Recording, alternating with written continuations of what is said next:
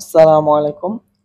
আজকে আমরা আমাদের ধারাবাহিক পলিফেজের ১৯ নাম্বার ক্লাস নিয়ে আলোচনা করব। হ্যাঁ? এটা বিএল থেরেজার ১৯.১৬ নাম্বার ম্যাথ। আপনারা চাইলে এই ম্যাথটা বিএল থেরেজা থেকেও দেখতে পারবেন। হ্যাঁ?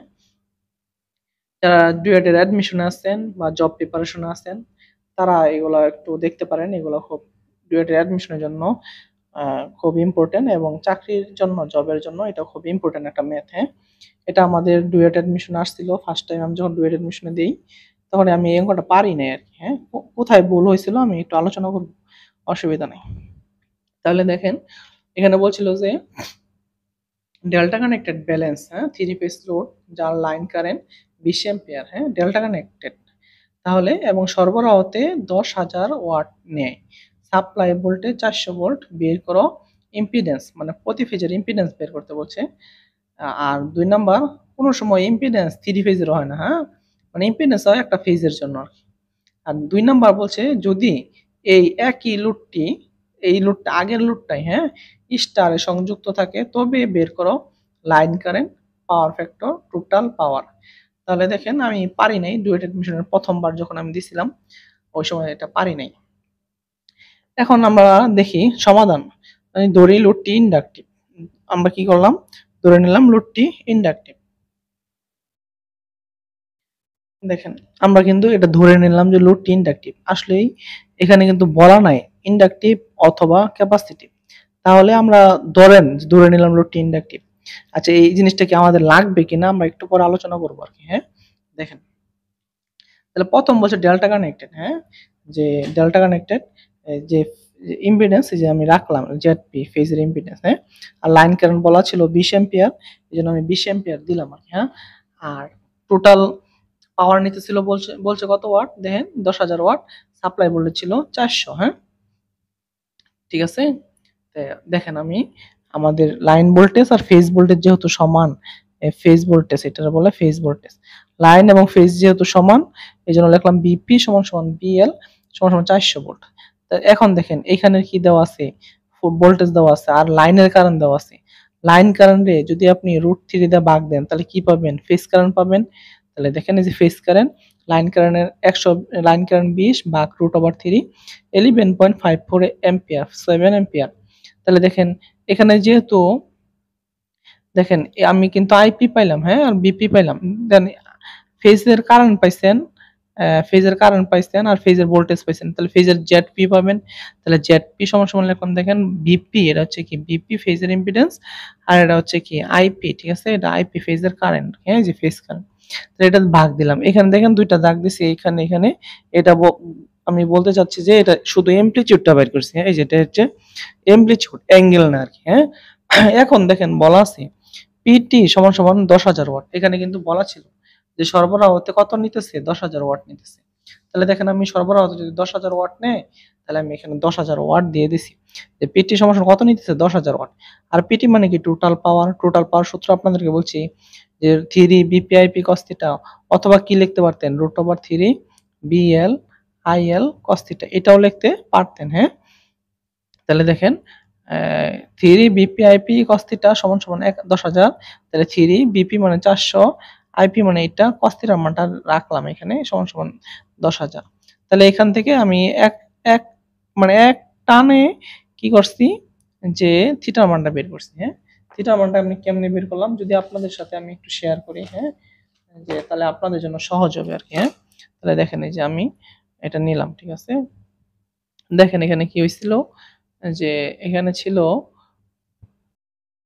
এখানে ১০,০০০, হ্যাঁ? এই পাশ থেকে আমার cos θ মানটা ১ম এ বের করতে হবে, হ্যাঁ? তাহলে cos θ সাথে এই টার্ম গুলা কি আছে? গুণাকারে আছে।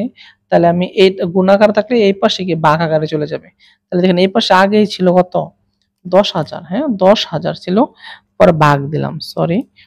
অ্যা তাহলে দেখেন ১ম এ কি ছিল? ১০,০০০, হ্যাঁ? ১০,০০০ ভাগ ১০,০০০ ভাগ এইগুলো আরকি।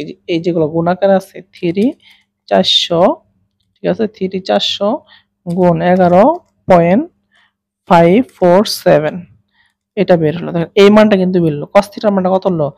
0.721। দেখেন আমি পরবর্তীতে আবার cos θ এর মানটা কিন্তু আবার এটাই বের করছি। 0.721 মানে cos θ এর মানটা এটা। তাহলে আমি এখানে আসতে পারি। এখন তো আপনি cos থিটার মান বের করছেন, হ্যাঁ? আর যদি থিটাটা রাখেন তাহলে cosটা এই পাশে এসে কি হবে? ইনভার্স হবে। তাহলে এইজন্য আমি cos ইনভার্স করলাম, হ্যাঁ?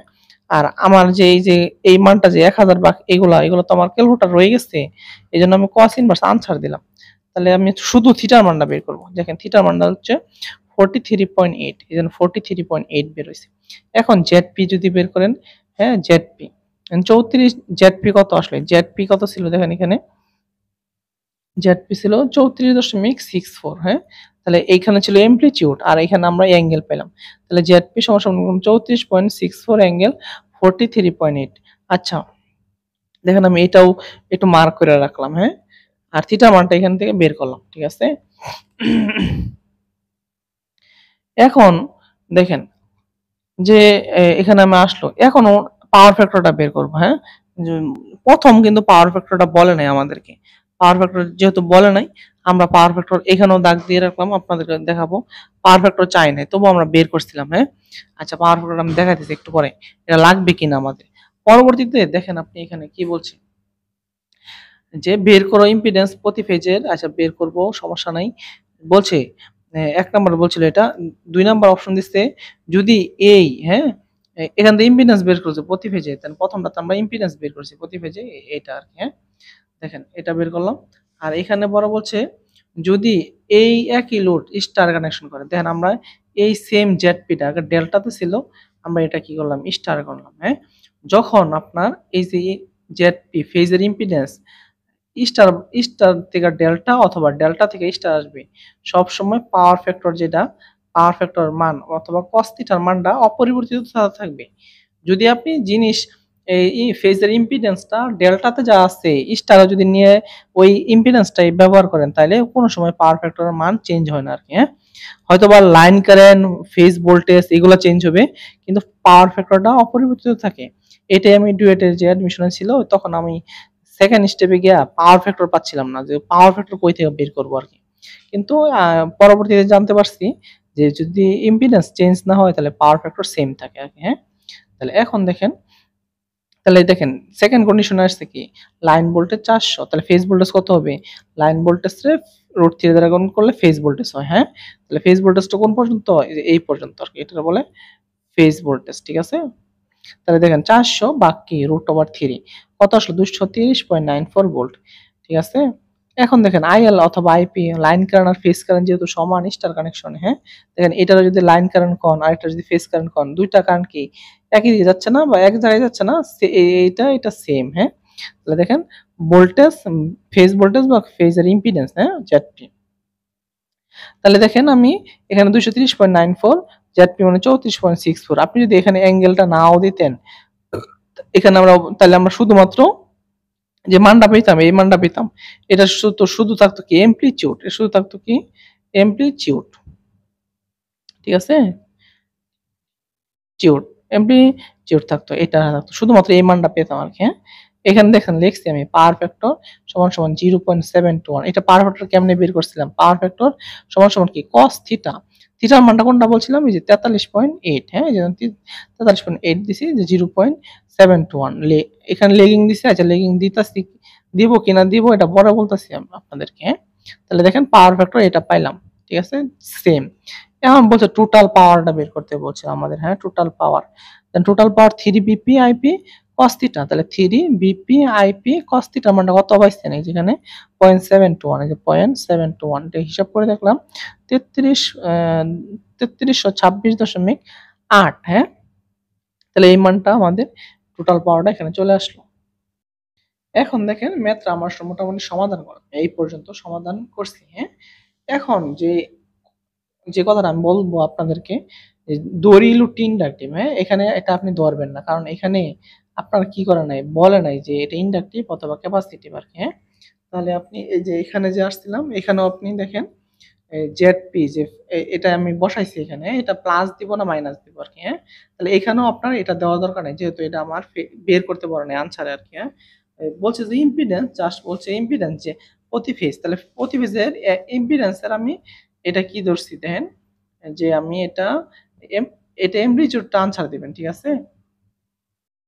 এটা যে বিএল থেরাজো থেকে এখানে কিন্তু ওনারা এই মানটা আনসার দিছে আরকি, হ্যাঁ? এই মানটা ধরে আনসার দিচ্ছে, মানে এই শুধু এই মানটা 34.64। আর পাওয়ার ফ্যাক্টর মানে কি, cos থিটার মানটা এখানে তো আপনি পাইছেন, হ্যাঁ, এই যে থিটার মান 33.8 এখানে লিখবেন।